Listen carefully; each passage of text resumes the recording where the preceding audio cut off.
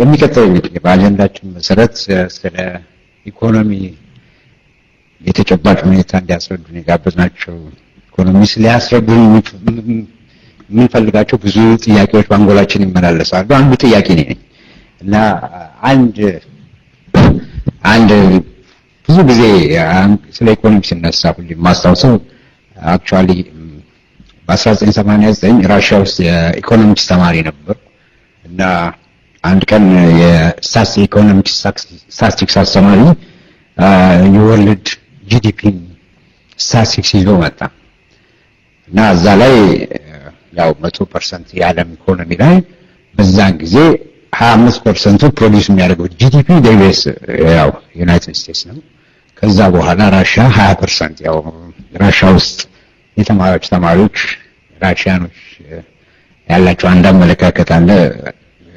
ሁሌም ሁለተኛ ማለት አይወዱም እና የሚሉት አባባል በዓለም ላይ አንደኛ ከአሜሪካ ቀጥሎ ነው እና በዓለም አንደኛ መሆናቸው ከዛ በኋላ ግን ከአሜሪካ ቀጥሎ የሚሉት አባባል አላቸው በብዙ ነገር ላይ እና ግን ይሄ ስታቲስቲክስ እንትን አስተማሪ 20% 25% አለ እንግሊዝ ፈረንሳይ ያለ እየጠራ ሄደና ጠቅላላው አፍሪካ 2% ጂዲፒ ነው ለዓለም የሚያመረክተው። ከዛ ደግሞ 1% ሳውዝ አፍሪካ ወስዷል። 1% ይቀርና ለ50 መንግስታት በዶላር ሂሳብ $100 ነው ብለን የሚደርሰን ሊቢያን ጋዳፊን ግብፅንም ማካፈል 2 ሳንቲም ነው ዶላር ሀገር ከ$100 የዓለም ጂዲፒ እና ምን ያክል ደሃ እንደሆነ የቸም ስታቲስቲክስ አሜሪካና ራሻ ዩሮፕ የተማረ ሰው የአፍሪካ ስታቲስቲክስ ሲነሳ የሚያስደነግጥ ነገር አለ። አንድ ጫማ ለ10 ሰው፣ አንድ ሳሙና ለ80 ሰው፣ አንድ ዶክተር ለ30,000 ሰው፣ አንድ መኪና ለ50,000 ሰው ቢያጀስ እንደሌለ እናውቃለን። ግን የማይዋጥልን ነገር አለን ተማሪ ሆነን እውነቱ ግን ያ እና ይህን አይነት ድህነት ነበረን በተባለ በዛን ጊዜ 1989 ኦልሞስት 22 ዓመት እና በዛን ጊዜ እንኳን ህዝባችን አትሊስት በቀን 2-3 በልቶ ያድር ነበር። አሁን ኢኮኖሚ አደገ ተብሎ ጂዲፒ ይዘው ነው ያለው በ11% እያደገ ነው ይባላል። አንድ ቀን በቀን አንድ መብላት ያቃተበትና ቁምሳ ቁርስና ምሳ አዲስ የሚያወጣበት ዘመን ላይ ደርሰናልና 11% የሚያድገው ኢኮኖሚ እንዴት ነው ህዝቡ መመገብ ያልቻለው? ድርቁም ቶ መሬታችንን አምራች የሆነ መሬታችንን እየተዘረፍን ወደው ከሰጡት ነው በኪራይ አዲስ ጌቶች እያፈራን ነው ቻይና የህንድ የሳውዲ እና ምን እየተካሄደ ነው የሚለው መልስ እንዲሰጡን ሪሊ የኔም ጥያቄ ጭምር ነው። እስቲ ምንድነው የሚሄደው እና ለዚህ ደራሩልን ያው ታዋቂው የሆኑ ኢትዮጵያዊ ኢኮኖሚስት ዶክተር አክሎግን ጋብዘናል። ዶክተር አክሎግ ለ35 ዓመታት በኢኮኖሚክስ ከፍተኛ አማካሪነት ደረጃ ላይ እየሰሩ በብሔራዊ ባንክ፣ በኢትዮጵያ ንግድ ባንክ በመንግስት አማካሪነት በኢኮኖሚ ጉዳይ፣ በወርልድ ባንክ ሲኒየር አድቫይዘርነት፣ በዩኤስኤድ እንዲሁ በተለያዩ መስሪያ ቤቶች ኢኮኖሚ በመለከት በመላው ዓለም ላይ ባሉ ሀገሮች ውስጥ ሁሉ የሰሩ የዓለምን ኢኮኖሚ ያዩ እና በተጨማሪ በአሁኑ ጊዜ ደግሞ በትሪኒቲ ዩኒቨርሲቲ የኢኮኖሚክስ ሌክቸረር የሆኑ ሰው ናቸው። ከዚህም በላይ ብዙ የኢኮኖሚክስን በሚመለከት ምርምር ያደረጉ ከብዙ ኢትዮጵያ ምሁራን የሚለያቸው አትሊስት ሀገራችንን የሚያሳስባትን ነገር በጽሁፍም ህዝባችንን ለማሳወቅ ጥረት እያደረጉ ያሉ መመስገንም ያለባቸው የተደበቁ ምሁሮቻችንን አርአያ ሊሆኑ የሚችሉ ወጣ ብለው መናገር በሙያቸው የሚናገሩ ኢንዲፔንዳንት የሆኑ ምሁር ናቸው እና በአሁኑ ሰዓትም እዛ በላይ እንደምታዩት ስለ መሬት ዝርፊያው the great land giveaway የሚል መጽሐፍ ጽፈው አዲስ ወጥቷል። መጽሐፉ በሩ ላይ ይገኛል። ያገኛችሁ ሰዎች ካሉም ሳይን ያውላችሁ ይችላሉ። ደራሲው ያሉበት እንደኛ ነው እና ስለ ጠቅላላ ኢትዮጵያ ኢኮኖሚ እስቲ ምን እንደሆነ ታምሩ እየተሰራ ያለው የወያኔ ምትሃት እንዲያስረዱ ዶክተር አክሎግን ጋብዛለሁ። በጣም አመሰግናለሁ።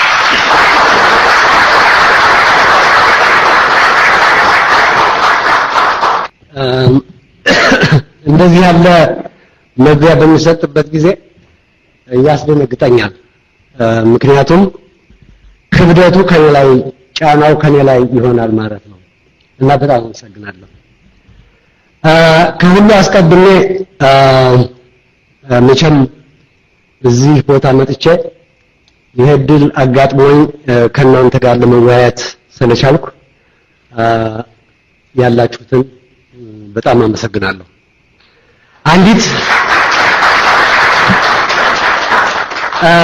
አንዲት አጭር መግቢያ አለችን። ከዛ በኋላ ዲስኩሩን እንጀምራለሁ።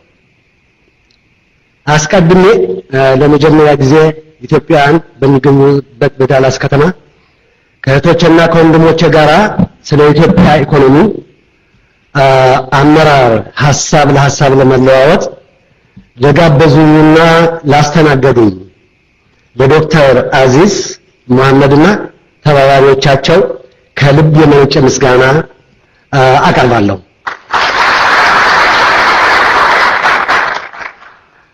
ትላንት ዛሬና ነገ የኢትዮጵያን መሰረታዊ ችግሮች ለመወጣት የምንችለው በውይይት በመከባበር በመደማመጥ በመተሳሰብ መሆኑን አምናለሁ። ስለሆነም የዚህ አይነት ስብስብ ልማድ እንደሚሆንና እንደገና ለመሳተፍ እንደምችል እምነቴ ነው። ለአዘጋጆቹ እንደገና አጨብጭቡልኝ።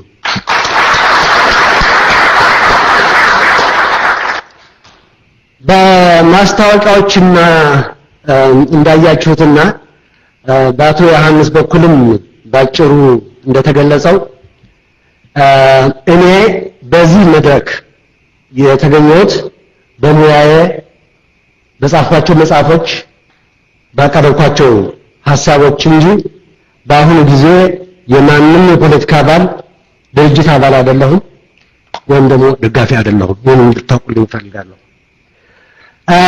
ነገር ግን ይህን በምልበት ጊዜ ለ40 ዓመት ያክል በኢትዮጵያ ላይ ምን የማይወላውል አቋም አለኝ። እሱን በመግለጽ መጀመሪያ ይፈቀድልኝ።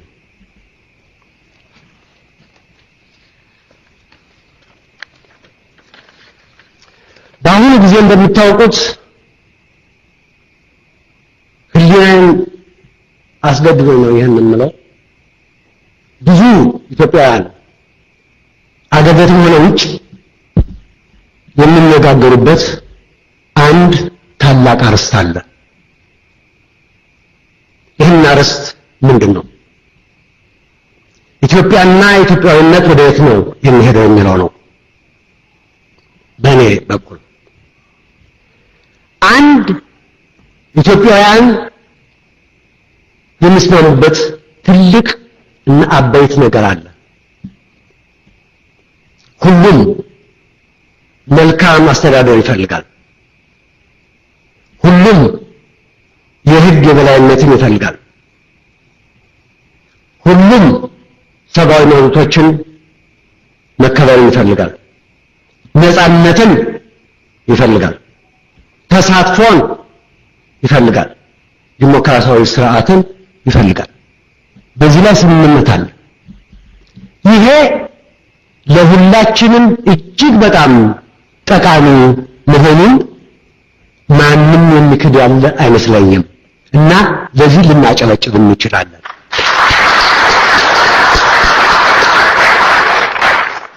ታዲያ ይሄ ከሆነ ችግሩ የት ላይ ነው ብላችሁ ብትጠይቁኝ አይገርመኝም። ለዚህም ተዘጋጅቼ ነው የመጣው። ችግሩ የኢትዮጵያ ሕዝብ የሚሻው ራዕይ ምንድነው የሚለው ነው። በኢኮኖሚ ላይ በኋላ የማቀርበውን ትንተና ስታዩት ጸጉር ያላችሁ ጸጉራችሁ ዝቅ ይል ይሆናል። ጸጉር የሌላችሁ እንደኔ እየሸበታችሁ ትሄዱ ይሆናል። ማልቀስ የምትወዱ ታለቅሱ ይሆናል። መሳቅ የምትወዱ ትስቁ ይሆናል። ግን የሚያስቅ ነገር አይደለም።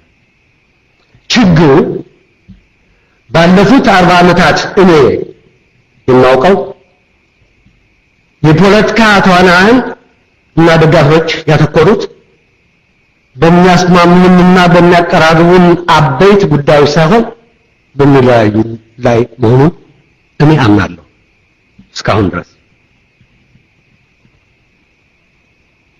ይሄ ግን ችግሩ ለምንሻው መጀመሪያ ለሰጠው ግን ማቆይ ይሆን መሄዱ በበኩሌ ልክድ አልችልም።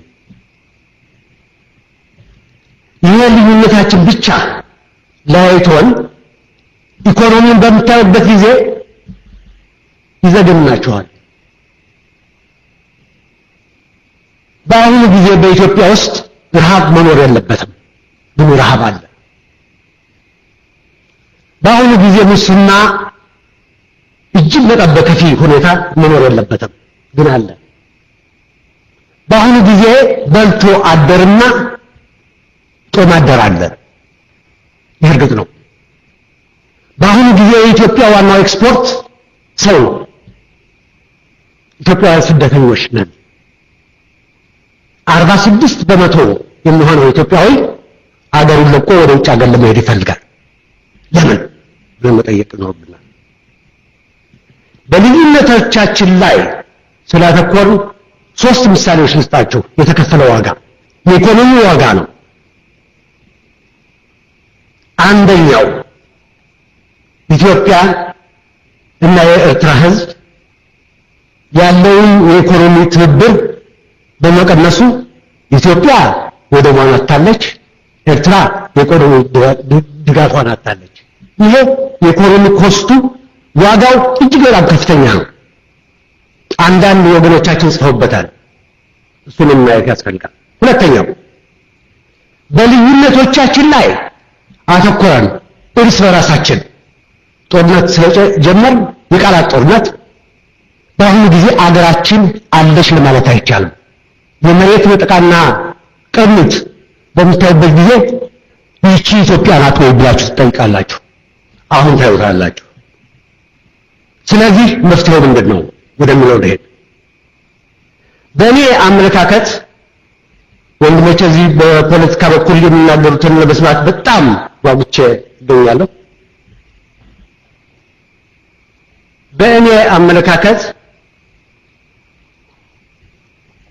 የኢትዮጵያን ኢኮኖሚ ለማሳደግ ድህነትን ለማጥፋት ኮርተን ነው በማንኛውም ሀገር ለመሄድ ለመኖር የምንችለው ያሉንን ልዩነቶች አስወግደን አንድ የተባበረችና ለእኩልነት የተዘጋጀች በህግ የምትመራ ዲሞክራሲያዊ ኢትዮጵያ መፍጠር ብቻ ነው። ይሄ ነው ሊዋጥ ያዋጣል።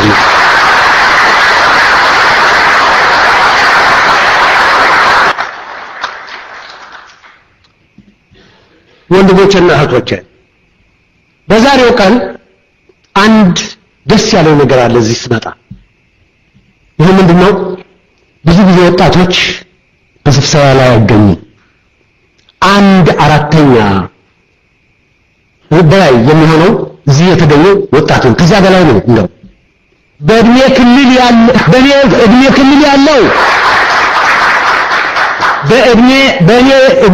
ያለው ባለፈው መጽሐፌ ላይ እንደጻፍኩት የሚያልፍ ጄኔሬሽን ነው። የኛ የሚያልፍ ጄኔሬሽን ትውልድ በዚህ ከኢህአደግ ወዲህ በተወለደው ለምሳሌ 40 ሚሊዮን የሚሆን ወጣት አርአያ ሆኗል ብዬ አልገምትም። አርአያ ለመሆን የሚቻለው ይህችን ታሪክ ያላት ኢትዮጵያን ህዝቧ በሰላም ሲኖር የነበራት ኢትዮጵያ ብዙ ችግሮች እንዳሉ ይገባኛል። እሱ ላይ አይደለም ማተኮረው። ልታገኝ የምትችል ኢትዮጵያ፣ መራብ የሌለባት ኢትዮጵያ፣ ሀብታም ትሆን የምትችል ኢትዮጵያ ለመገንባት አለመቻላችን የኔ ትውልድ የኔ የነበረበትን ኃላፊነት ለኢትዮጵያ ሕዝብ እንዳላቀረበ ነው የማየው።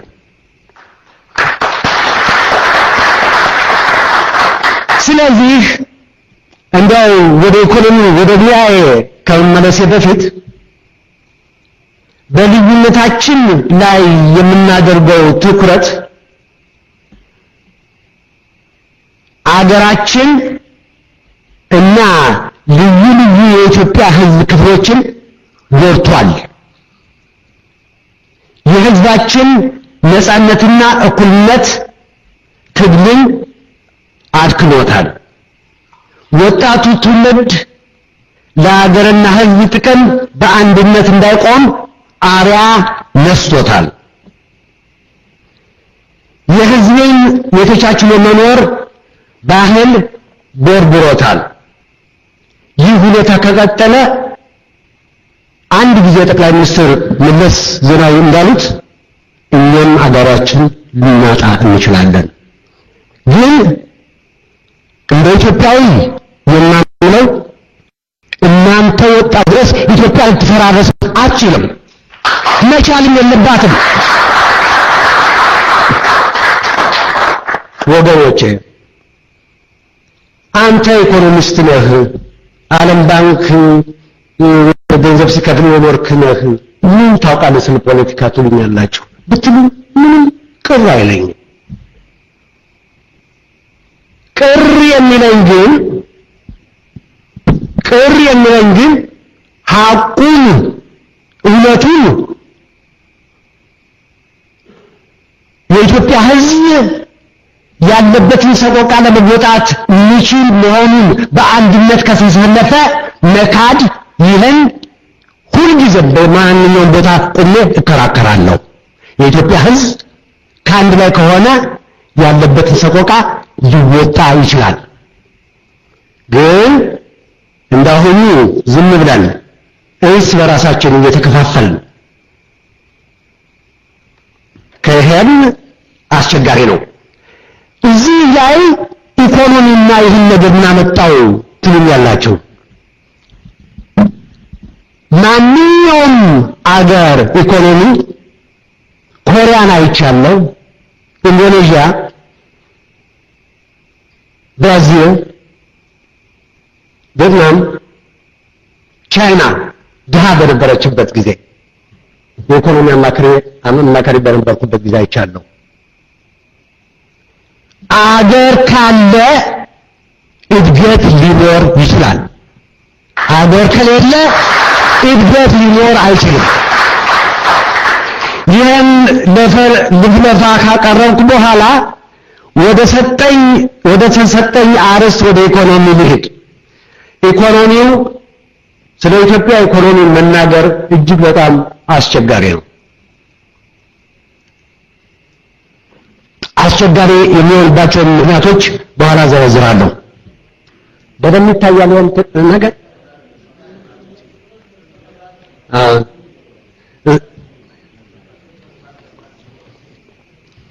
እኔ መብራቱ እስከሚል ድረስ ወሽ በጣም ነው እንትኑን ልመሰጥ እችላለሁ። ሚክሮፎን ወደዚያ ለመሄድ ይችላል።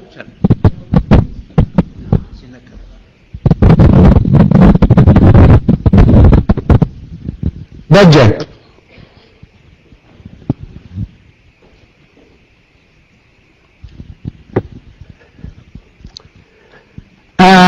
የኢትዮጵያን ኢኮኖሚ እኔ የማየው በልዩ መነጽር ነው። የማየው ከኢትዮጵያ ሕዝብ ከተራው ሕዝብ አኳያ እንጂ እንደኛ ከመሰለው ከብሮ ልጅን ብሎ አስተምሮ ከሚለው አንፃር አይደለም። ይህን መጀመሪያ ለማለት እፈልጋለሁ። ታዲያ የመሬት ነጠቃውን ከመተንተኔ በፊት ታላቁ ስዕል ምን ይመስላል የሚለውን ጥቂት ደሰስ ላድርገው። ታላቁ ስዕል በሚባልበት ጊዜ የኢትዮጵያ የተፈጥሮ ሀብት አጠቃቀም መሬት፣ ውሃ፣ ማዕድን እና እንደዚህ ደግሞ የሰው ኃይል ለመጠቀም ራሱ የመንግስት አስተዳደሩ ተሳታፊያዊ ነው ፍትሃዊ ሁሉንም የሚያሳትፍና ሁሉንም የሚያበረታታ መሆን ይኖርበታል እና የማዕከላዊ መንግስት ሚና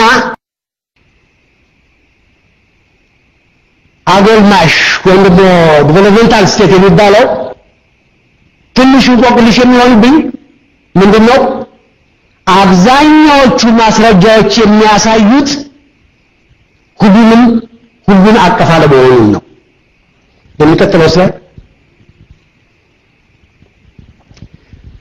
በአሁኑ ጊዜ ስንቶቻችሁ ናችሁ ሁለት የኢትዮጵያ ህብረተሰቦች አሉ ብላችሁ ብታምኑት በኢትዮጵያ ውስጥ ስንቶቻችሁ እስያችሁን አውጡ ስንት ሁለት ህብረተሰቦች ድሃና ሀብታም ምንድነው አብዛኛው ይሄ እውነት ነው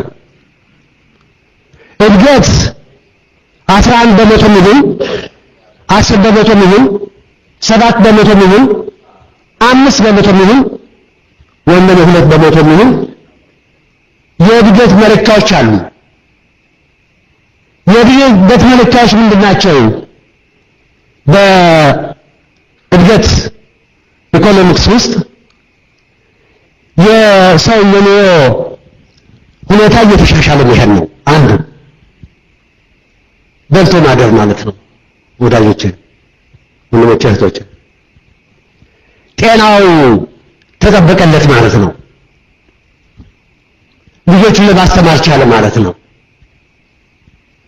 አይለምንም ማለት ነው እህቶቻችን ተሰደው ሊቢያ ወደ ሳውዲ አረቢያ እዩት በአሁኑ ጊዜ በአመት 139 የሚሆኑ ኢትዮጵያ ሴቶች ወደ ሳውዲ አረቢያና ወደ ገልፍ ስቴትስ ይሄዳሉ 139 ሺህ ይቅርታ ሺህ እየገመደልኩ ነው እንደ ኢህአደግ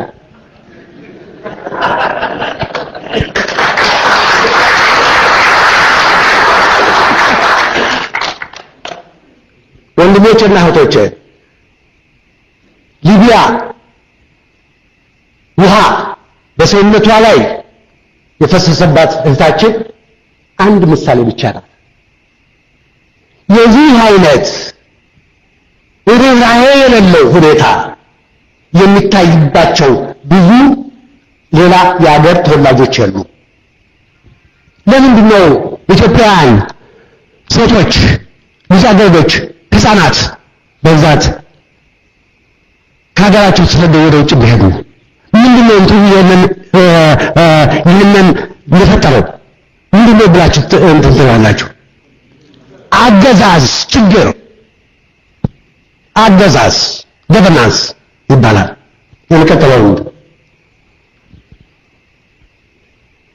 በኢትዮጵያ ውስጥ በአሁኑ ጊዜ ብንወድም ባንወድም ትላንት ወደዚህ ከመምጣቴ በፊት አንድ የአሜሪካ ድምፅ ሰው ደወለልኝ እና ኢንተርቪው ልናደርግ እንፈልጋለን አለኝ ለምን አይ ስለ ዋጋ ውድነትና ስለ ዋጋ ግሽበት ነው አለኝ አይ ብቻዬን ኢንተርቪው ለመሆን አልፈልግም አልኩት አይ አንተ ብቻህን አይደለም ኢንተርቪው የምትሆነው አንድ ከኢትዮጵያ ሊቅ የሆነ ሰውዬ ጋር አብረን ኢንተርቪው ትሆናለህ ተባልኩ ደስ አለኝ እሱ ያረኩትን ነው የምነግራቸው አሁን የመጀመሪያው ችግር ኢትዮጵያ ውስጥ በጣም በአሁኑ ጊዜ ሰው የተመረረበት ችግር የኑሮ ውድነትና የዋጋ ግሽበት ነው በትላንቱ ቀን ብቻ አንዳንድ ዕቃዎች 50 በመቶ ወደ ላይ ሄደዋል 50 በመቶ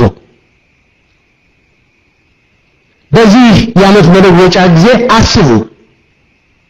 አስቡ ማን ነው በግ የሚበላው ማን ነው ስጋ የሚበላው ማን ነው እንጀራ የሚበላው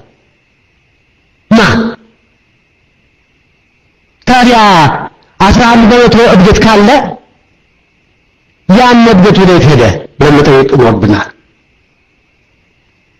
ከህዝቡ ጋር ማያያዝ ይኖርብናል ማለት ነው። በዓል በኢትዮጵያ ውስጥ የእስልምና ሃይማኖት ሆነ የክርስትና ሃይማኖት ተከታዮች በዓል ክብር ነው። ዘመድ የሚሰበሰብበት ቀን ነው። በግ ይገዛል፣ ዶሮ ይታረዳል። በአሁኑ ጊዜ ወገኖቼ በቀን 1.5 ብር የአሜሪካ ወይም 20 የኢትዮጵያ ብር በቀን የሚያገኝ ኢትዮጵያዊ እንዴት አድርጎ ነው ጤፍ የሚገዛ? እንዴት አድርጎ ነው ዶሮ የሚገዛ? እንዴት አድርጎ ነው እንጂ በዓሉን የሚያከብረው ብላችሁ መጠየቅ ይኖርባችኋል። እድገቱን ለማን ነው ታዲያ የመጣው? ለጥቂት ሰዎች ነው የሚሆን ነው የማቀርበው። ለጥቂት ሰዎች እድገቱ ብዙ ሚሊዮን ብር እንዳስገኘ በኋላ አሳያችኋለሁ። የሚቀጥለው ከመሄድ በፊት ሁለተኛው ችግር ኢትዮጵያ ውስጥ እኔ ሁለተኛ ደረጃ ትምህርት ቤት ከነበርኩበት ጊዜ ጀምሮ እስካሁን ድረስ የምሰማው ረሃብ ነው። ባለፉት 20 ዓመታት ሁለተኛው ነው ፖይንት ባለፉት 20 ዓመታት የኢትዮጵያ ኢኮኖሚ ምን መሰረታዊ ነገሮችን ለማድረግ ነበር የተቋቋመው ብላችሁ ብትጠይቁ በእርሻ የተመሰረተ ኢንዱስትሪ እድገትን ለማምጣት ነበር። ታዲያ በእርሻ የተመሰረተ ኢንዱስትሪ ለማምጣት የተመሰረተ መንግስት የኢትዮጵያ ጊዜ ለመመገብነት አልቻለም ብለን ተጠየቁ ነው ብላል። 20 ዓመት እኮ ብዙ ጊዜ ነው። ኢህአደግ የኢትዮጵያን ህዝብ የምግብ ፍላጎት ሊያሟላ አልቻለም። በምን ሊካድ አይችልም? ለምሳሌ ባለፈው ዓመት 700 ሺህ ቶን እህል ነው የተሸመተው። 1.8 ቢሊዮን ብር ያወጣ ዶላር ያወጣ። በአሁኑ ጊዜ በኦጋዴን በሌሎች ቦታዎች ላይ ረሃብ አለ። እንደውም የሚያሳዝነውና የሚያሳፍረው ምንድነው? የእርሻ ሚኒስትሩ ሆኑ ሌሎቹ ባለስልጣኖች ምንድነው ያሉት? አዎ ድርቅ አለ፣ ረሃብ ግን የለም ያሉት። ወዳጆቼ ይሄ ከእውነት የራቀ አይደለም? ከእውነት የራቀ ነው። ቢቢሲ እንዲነገር ያስፈልጋል ወይም ደግሞ ሲኤንኤን እንዲነገር ያስፈልጋል እውነቱን? ይሄን ለመካድ አይቻልም። ይሄ መንግስት የኢትዮጵያ ህዝብ ፍላጎት ሊያሟላ አልቻለም በምግብ በኩል። ሶስተኛው ወጣቶች ኢህአደግ ስልጣን ከያዘ በኋላ የተወለደው ስንት ይመስላችኋል? ስንት በቁጥር 40 ሚሊዮን ወጣት ኢህአደግ ከስልጣን ከያዘ በኋላ የተወለደ። የኢትዮጵያ ህዝብ ብዛት በአሁኑ ጊዜ 90 ሚሊዮን ነው። በ2050 እንደ ፈረንጆች አቆጣጠር 278 ሚሊዮን ይሆናል። አስቡት ወገኖች፣ አስቡት 90 ሚሊዮን ለመገብ ያልቻለ መንግስት 278 ሚሊዮን እንዴት አድርጎ ሊበግል ይችላል? ለዚህ ነው ፍትህ፣ ነፃነት፣ እኩልነት የሚያስፈልገው። የኢትዮጵያ ህዝብ ዘላለም ሲለምን ቢኖር መገደል የለበትም። ይህን ከመሬት ነጠቃው ጋር በምታዩበት ጊዜ እጅግ በጣም ትናደዳላችሁ። ሌላው ችግር ምንድነው? በአሁኑ ጊዜ ቅድም ሁለት የኢትዮጵያ ህብረተሰቦች አሉ ያልኩት ነገር ልመልሳችሁ። በአሁኑ ጊዜ እኔ የማውቀውን ነው የምነግራችሁ፣ የማላውቀውን አልናገርም። መዋሸት አልወድም፣ መዋሸት አያስፈልግም። ስለ ኢህአደግ you don't have to lie about this regime። ስታቲስቲኩ ራሱ ይነግራችኋል። ምንም አንድ ሳንቲም የሌላቸው ግለሰቦች ባለፉት 20 ዓመታት ብዙ ገንዘብ አትርፈው ልጆቻቸውን ውጭ ሀገር እንደሚያስተምሩ አውቃለሁ። ብዙ ምንም ገንዘብ የሌላቸው በራሳቸው ጥረት ግረት ሀብት ያካበቱ ግለሰቦች ብዙ ቤቶች በውጭ ሀገር እንደገዙ አውቃለሁ። ሌላም ጉድ አለ በኋላ የምታዩት ወደሱ እመጣለሁ። ይሄን ለምሳሌ ያክል ያቀረቡት ነው። የሚቀጥለው ስላይድ በኢትዮጵያ ውስጥ አንዱ እጅግ በጣም እየከረረ የሄደውና ለዓለም አበዳሪ ድርጅቶች ችግር የሆነባቸውና የአሜሪካ መንግስት የተቸገረበትና ውስጥ ለውስጥ የኢትዮጵያ መንግስትን እንዴት ሊሆን ይችላል? ኢትዮጵያ እኮ በብድር የምትመካ ሀገር ናት። እንዴት ስርቆት በዛ ብለው የሚጠይቁበት ምክንያት ሙስና ኢትዮጵያ ውስጥ ባህል ሆኗል። ሙስና ኢትዮጵያ ውስጥ ኢንስቲቱሽናላይዝድ ሆኗል። ዶክተር በትሩ ኢንስቲቱሽናላይዝድ ምንድነው በአማርኛ? ወደ ድርጅትነት ተለውጧል። ተቋማዊ ሆኗል። ተቋማዊ ሆኖ በአሁኑ ጊዜ ምን አለበት ኃላፊነት ጠፍቷል። ቢሮ እንደ ላስቃቸው እኔ አባቴ ተባጋሽ ነበሩ፣ አብሬ ሄድ ነበር እና አንድ ዳኛ በመሬት ነው የሚሟገቱት። አንድ ዳኛ እንደው መታሰቢያ ነው ምናምን መታወቂያ አምጣ እንጂ ምናምን ይሉታል። ዶሮ ይዞ ሄዶ ነበር። ዶሮ እና የኛ ተማሪዎች ነን ራዲካል ስቱደንትስ ኃይለ ሥላሴ ምናምን ነው ተግዘላንቱ ያለበት ምንጮህበት ጊዜ በእኛ ሀገር ሙስና ዶሮ ነበር።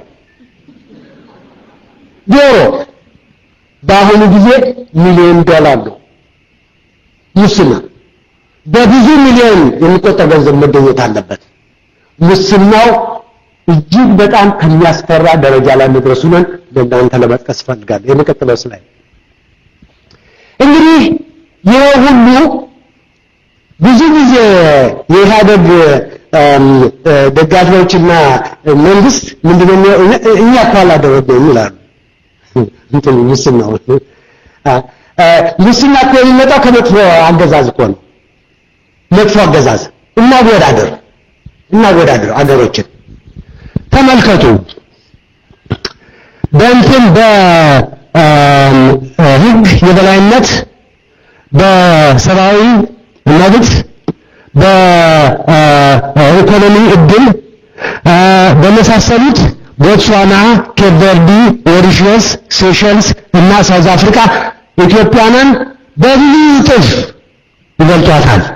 ኢትዮጵያ ከአሉት ሀገሮች ከአፍሪካ ሀገሮች በህግ የበላይነት 49ኛ ናት። ወገኖች 49ኛ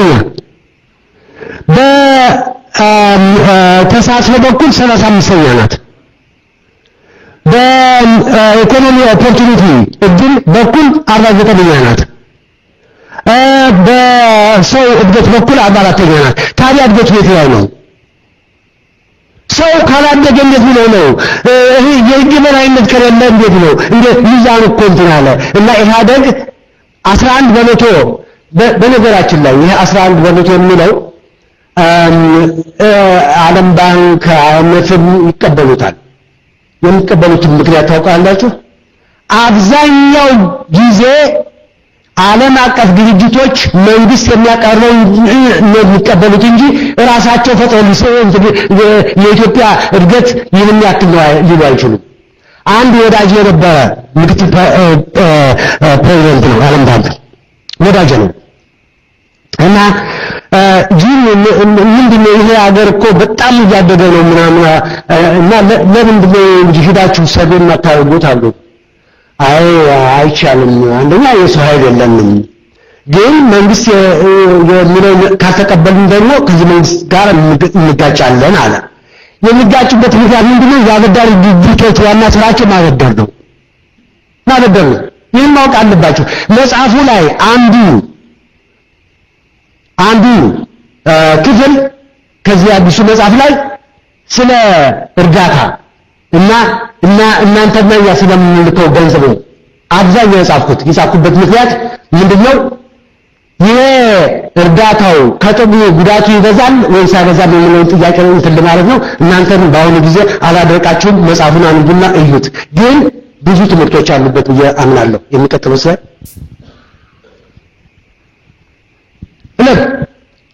እንግዲህ የኢትዮጵያ መንግስት የሚለው ምንድነው? ሞ ኢብራሂም የሚለው ብቻ መታየት የለበትም ይላሉ። ብዙ ምሳሌዎችን ልስጣቸው። ግሎባል ሃንገር ስለ ህፃናት ረሃብተኞች፣ የሌጋተን ፕሮስፐሪቲ ኢንዴክስ ስለ ኳሊቲ ኦፍ ላይፍ የሰው ኑሮ እንዴት ይመስላል፣ ኢትዮጵያ የመጨረሻ ናት። ኦክስፎርድ ዩኒቨርሲቲ መልቲ ዳይሜንሽናል ፖቨርቲ ኢንዴክስ ባለፈው ዓመት የወጣው ናይጄሪያና ኢትዮጵያ ከአፍሪካ ውስጥ የመጨረሻ ደሃ ሀገሮች ናቸው ብሎ ነው እንትን ያለው። የዛን ጊዜ 11% ነበር ሲያድግ የነበረው። እዛ በፊትም 11% ባለ 11% የሚለው እድገት የመጣው ከመቼ ወዲህ ነው? እስቲ አስቡት። ከመቼ ወዲህ ነው? ከምርጫ 97 በኋላ እያንዳንዱን መለኪያ አዩት። ከምርጫ 97 ያመጣው ውጤት ነው። በብዙ ቦታዎች መንገዶች የተሰሩት፣ መብራት የተስፋፋው፣ ብዙ ቦታዎች ላይ ውሃ የሚጠጣ ውሃ እንትን የተባለ ተፋፍሞ በጣም እንደ በሚያስደንቅ ሁኔታ አለ የሚባለው ከምርጫ 97 በኋላ የመጣ ነው። ይህም የሚያሳየው ምንድነው? የህዝብ ድምፅ ታላቅ አስተዋጽኦ እንዳለው ነው። just imagine ምርጫ just imagine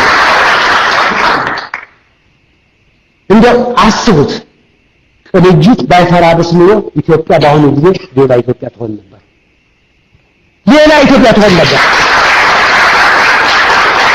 እኛ እሪ አንልም ነበር። እኛ በ5 ዓመት በ6 ዓመት ይህች አገር እመርታዊ ለውጥ ታሳያለች። ለምን እንደዚህ ትላለህ ወይ? እናንተ እዚህ መጣችሁ ራሳችሁ ነው። ኢትዮጵያውያን እድል ከተሰጣቸው በደንብ ሰርተው ራሳቸውን ለማስተዳደርና አገራቸውን ለመርዳት ይችላሉ። እሱን አምንበታለሁ።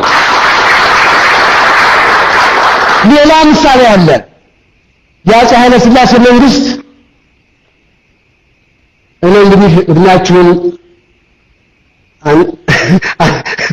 አላውቅም፣ እናንተ ወጣቶች ናችሁ። ከኔ የአፄ ኃይለ ሥላሴ መንግስት ትንሽ ብድር አግኝተው ነበር። አንዱ የተበደሩት የኢትዮጵያ አየር መንገድ ነው የሰራው። የኢትዮጵያ አየር መንገድ በተሰራበት ጊዜ ሙስና አልነበረም። ያን ገንዘብ አልተሰረቀም። እንዲያውም የኢትዮጵያ መንግስት በዚያ ጊዜ የተበደሩትን ገንዘብ ለመክፈል ተጣጥረው ያችንን የተበደሯትን ገንዘብ ሁሉ ጊዜ ይከፍሉ ነበር። ለምን? ኩል ነበር። አገሩን ለማሳደግ ነው የሚፈልገው። አገር ወዳድ የሆነ መንግስት እንደዛ ነው የሚሰራው። የኢትዮጵያ አየር መንገድ ሰክሰስፉል የሆነው በዚያ ነው። ኢትዮጵያውያን ትሬን ሆኑ፣ ሲደብዬ ትሬን አደረገ፣ ወዲያውኑ መዋቅር በሙሉ ያዙት፣ ተቋሙን ያዙት። It's one of the most successful institutions in the world that benefited from aid. ያን እርዳታ ትንሽ ጊዜ ብቻ ነው የቆየው። ኢትዮጵያውያን ሰለጠኑ፣ ሜካኒኮቹ ሰለጠኑ፣ ፓይለቶቹ ሰለጠኑ። ከዛ በኋላ ራሱን ቻለ። ከዛ በኋላ አፍሪካ አየር መንገዶችን ማሰልጠን ጀመረ። ይሄ ይቻላል። ኢትዮጵያ ውስጥ የማይቻል ነገር የለም። እና የኦክስፎርድ ዩኒቨርሲቲ የሚያሳየው እንደዚህ፣ ዩኒሴፍ የሚያሳየው ደግሞ ኢትዮጵያ ከደሃ ሀገሮች መካከል የመጨረሻዋ ናት ይላል። የወርልድ ፒስ ፋውንዴሽን ይህንን ለማምጣት የፈለጉበት ምክንያት አለ።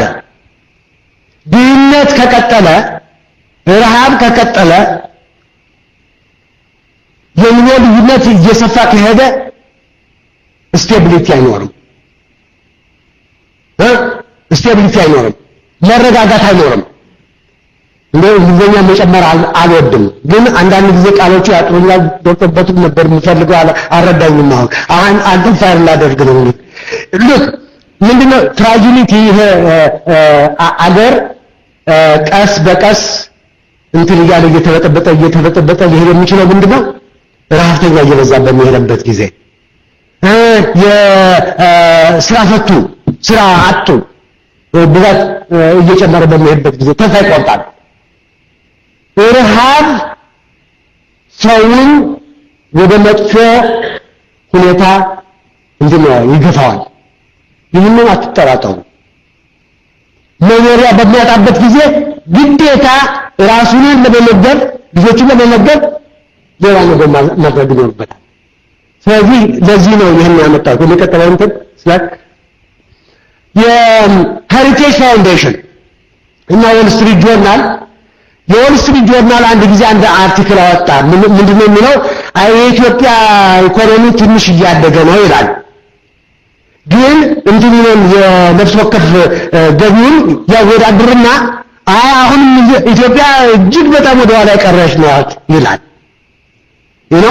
ግን ያለ ብቻ አይደለም ይሄን እንዳመጣ ያስገደደ ምንድነው በነጻነት በኩል ኢኮኖሚክ ፍሪደም ነጻነት ከሌለ ተሳታፊነት ሊኖር አይችልም ምክንያቱም ቁጥጥሩ ይበዛላ አንተ ከዚህ ትሰራለህ እዚህ ላይሰንስ አይሰጥህም ፐርሚት አይሰጥህም ቢዝነሱ ለምን ነው የምትፈልገው የፍንት የምትለው ዳንዴራ አትሰራም ኦሮሞያ አትሰራም አማራንት እንደዚህ ያለ ውጥንቅጡ የወጣ ኢኮኖሚ ስርዓት ነው ያለው ኢትዮጵያ ውስጥ ይሄ ደግሞ የኢኮኖሚ ዋጋው ከፍተኛ ነው አንድ ቢዝነስ ያለው ሰው ከጋምቤላ ወደ ጎንደር ከጎንደር ወደ ትግራይ ከትግራይ ወደ ኦጋዴን በፈለገ ቦታ እንደ ልቡ በነጻነት ለመስራት ካልቻለ የመፍጠር ችሎታውና የመስራት ችሎታው ዝቅተኛ ይሆናል ማለት ነው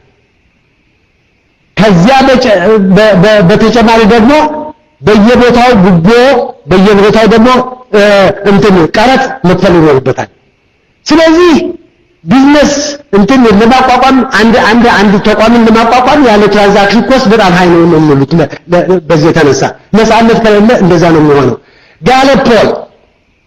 ጋለፖልን ያመጣበት ምክንያት ምንድነው አንድ ኢኮኖሚ በደንብ ሊሰራ የሚችለውና ያለ አድሎ ሊሰራ የሚችለው ሰው በችሎታው ሊቀጠል የሚችለው መንግስት ታማኝ ሲሆን ነው ማደራ ሲሆን ነው ይላል ማደራ ሲሆን ወገኖቼ በኢትዮጵያ ውስጥ ባሉ ጊዜ ገንቢ ወይም ደግሞ ተሳታፊ የሆነ መንግስት ነው ወይስ ደግሞ አድሏዊ የሆነ መንግስት ነው ጥያቄ ተመልሷል አድሏዊ መሆኑን የዓለም ባንክ ሪፖርቶች የውስጥ ሪፖርቶች ይናገራሉ እኔ አይደለም የምናገረው እናንተ ታውቁታላችሁ አድሏዊ የሆነ ስርዓት መኖሩን ማንም የዓለም አበዳሪ ድርጅት ያውቀዋል ግን ሊጋፋ አይችልም ሶቨሬን መንግስት ስለሆነ ለዚህ ነው ያመጣሁት ይሄ መንግስት እና ተቋሞቹ አይታመኑም ነው የሚለው የጋለፖል ሰርቬይ የመጨረሻው የዓለም ባንክን ትንበልና ወደለው ዘላለው የዓለም ባንክ ሪፖርት በጣም ጠቃሚ የሚሆንበት ምክንያት ምንድነው ዓለም ባንክ አበዳሪ ድርጅት ነው ትልቅ አበዳሪ ድርጅት ነው እና የውስጥ በቅርብ የተጻፈ ሪፖርት የሚያሳየው ምንድነው እርግጥ ነው ኢትዮጵያ ውስጥ እድገት አለ ይላል መንገድ አለ ተሰርቷል ቤቶች ተሰርተዋል ኮንስትራክሽን ቡም ነው ብለው ግን አንድ ምሳሌ ልንገራችሁ ስለ ኮንስትራክሽን መንገድ ቢሰራ ምን አለ ጥሩ ነው እኮ መንገድ መሰራቱ በጣም ጥሩ ነው ሰው እንደልቡ ይንቀሳቀሳል ግን አንድ የበብቴ ሰው ገጠር ውስጥ የተናገሩት ልንገራችሁ እንደምሳሌ አንድ ከዚህ ሀገር ወደ መንደሩ ይሄዳል እና ሄዶ እነዚህ ሰውዬ አይ እንኳን ደስ ያለው ይላቸዋል። ምን ነው ልጄ? አይ መንገድ እኮ ተሰራለሁት። አዎ መንገዱማ ተሰርቷል፣ ግን ልጄ ልንገርህ ይኸውልህ ነው የፈጠርኩት አይደለም።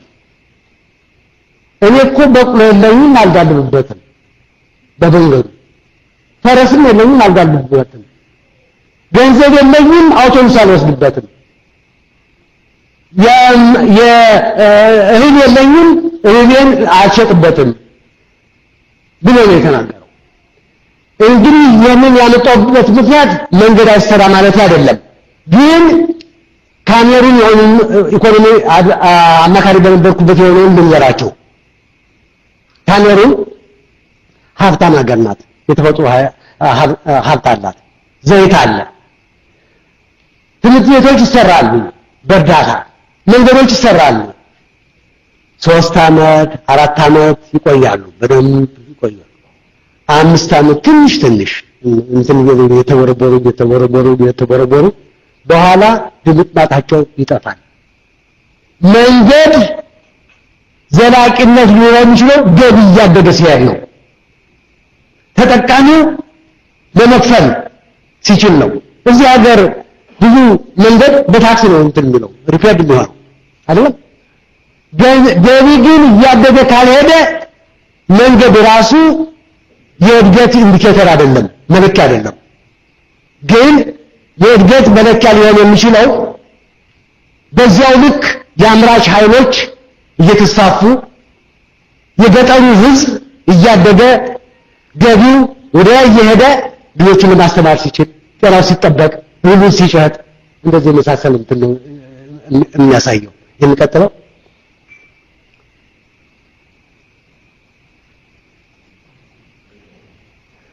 ኦኬ አሁን እንደ በወስዳቸው የሚፈልገው ወደ እንትኑ ወደ ሙስናው ነው። ሙስናው ምን ያክል ጊዜ ነው ያለን? በነገራችን ላይ ምን ያክል ጊዜ ነው ያለን? ማነው ጊዜያችን የሚጠብቅ? እንትን ራክላክ እሺ አይ እንትን የመሬት ነጠቃውን እኔ መቼም እናንተን እንደው አላስቸግራችሁ እንጂ መጽሐፉ ስላለ እንትን በሉት አንዳንዱን ተቃቅሼ አሁን እደመድማለሁ። ግን ስለ ሙስናው ልንገራችሁ። ሙስናው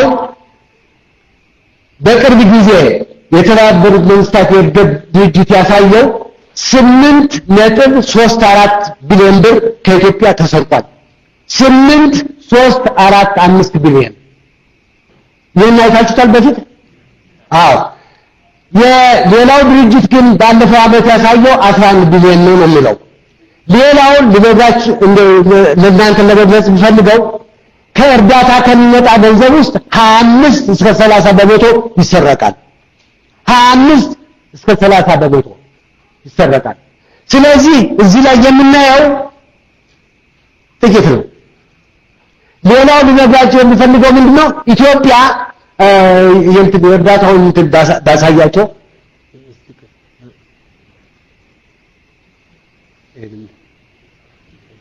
የእርዳታውን በቃል ያውቃለሁ። አብዛኛው ብዙ ሰው ሲናገር የኢትዮጵያ መንግስት 20 ቢሊዮን አግኝቷል ምናምን እውነተኛው ማስረጃ የሚያሳየው የኢትዮጵያ መንግስት ኢህአደግ ወያኔ whatever የፈልጋችሁ ስጡት። ይህ መንግስት ባለፉት 20 ዓመታት ከ40 ቢሊዮን ብር በላይ በእርዳታ አግኝቷል። 40 ቢሊዮን ብር ባለፉት 4 ዓመታት ብቻ የአሜሪካ መንግስት 4 ቢሊዮን ብር ሰጥቶታል። 4 ዶላር ሰጥቶታል። ዶላር። ስለዚህ 40 ቢሊዮን over 20 years የአሜሪካ መንግስት ብቻ 4 ቢሊዮን ባለፉት 4 ዓመታት። እናንተስ የምትሉት ምን ያክል ገንዘብ የሆነ ይመስላችኋል? በአመት 3.2 ቢሊዮን ብር እንልካለን እኛ ኦፊሻል እና አንኦፊሻል የሆነ ሁለቱም እንደምንትና ገንዘብ እንደልብ ነው ፎሬን ኤክስቼንጅ ኢትዮጵያ ውስጥ እንደልብ ነው ግን ጥያቄ መሆን ያለበት ይሄ ሁሉ እንደልብ ከሆነ ገንዘብ የሚገኝ ከሆነ ኢትዮጵያ ለምንድን ነው ድሃ የሆነችው ለምንድን ነው ገኑ ያላደገ ለምንድን ነው ረሃብ ያለ ለምንድን ነው ጥገኛ የሆነው እነዚህ ጥያቄዎች መጠየቅ አለባቸው በመጨረሻ ጊዜ ስለወሰድኩ በጣም ብዙ ስለሆነ ስለ መሬት ጠቃሎ ዘራችሁ እንደ ባጭሩ እኔ ከሁሉ የሚያሳስበኝ የፖሊሲ ጥያቄ ቢኖር ኢትዮጵያ ውስጥ በአሁኑ ጊዜ አገራችን መሬት ለመሬት በውጭ ሀገር ሰዎች እየተወሰደ ነው በውጭ ሀገር ሰዎች እየተወሰደ ነው አንድ ዝናለ ከዛ በታች ያለ ማፕ አለ እንደሱ ነው እዩት ጉድ ትላላችሁ ቀይምትና ያቺ እሷ እዚህ በምታዩበት ጊዜ የዩናይትድ አረብ ኤሚሬትስ ሳውዲ አረቢያ ጅቡቲ ኢንዲያ ኢንዶኔዥያ በአጠቃላይ እንደው ቤኒሻንጉልና ጋምቤላን ብታዩት በሙሉ ተወስዷል ኦሮሚያ ብዙ ለም መሬት አንድ ድርጅት ብቻ ሳውዲ ስታር 1000 ስኩዌር ኪሎ ሜትር መሬት ወስዷል እንደ አንድ የሚያሳዝን ምሳሌ ልስጣችሁና በዚህ ዘጋለሁ የመሬት ነጠቃ የኢኮኖሚ እንትን ብቻ ሳይሆን ነፍስ ነው የግነት ነው ማንነት ነው ሉዓላዊነት ነው የወደፊት መሬትና ውሃ የሌለው አገር እጅግ በጣም አደገኛ ሁኔታ ላይ ይገባል መሬትና ውሃ ያለው ግን ሀብታም እንደሚሆን አትጠራጠሩ ለዚህ ነው የኢትዮጵያ መሬት ለኢትዮጵያውያን ብቻ መሆን ያለበት ቢያንስ ወንድሞችና እህቶች ቢያንስ አገራችን ለውጭ ሀገር ሀብታሞች 36 ሀገሮች ናቸው ኢትዮጵያ ውስጥ የሚቀራመጡት 36 1100 ኮንትራክት ያላቸው አሉ 1100 መንግስት የሚለው ምንድነው የንግድ ዋስትና እናገኛለን ነው የንግድ ዋስትና የተገኘው ቴክኖሎጂ ይገኛል ነው ካሪቱሪ ነው ቴክኖሎጂ ኢትዮጵያ ውስጥ የሚያሳጣው ነው እነዚህ ሀገሮች ኢትዮጵያ ውስጥ የመጡበት 3 ምክንያቶች አሉ የራሳቸውን ምግብ ሴኩሪቲ ለማግኘት ባዮፊል የሚፈልጉ ባዮፊል ለማግኘት ትርፈኞች ደግሞ ገንዘባቸውን ለማሳደግ ለዚህ ነው ስለዚህ እኛ መቃወም አለብን ነው እግዚአብሔር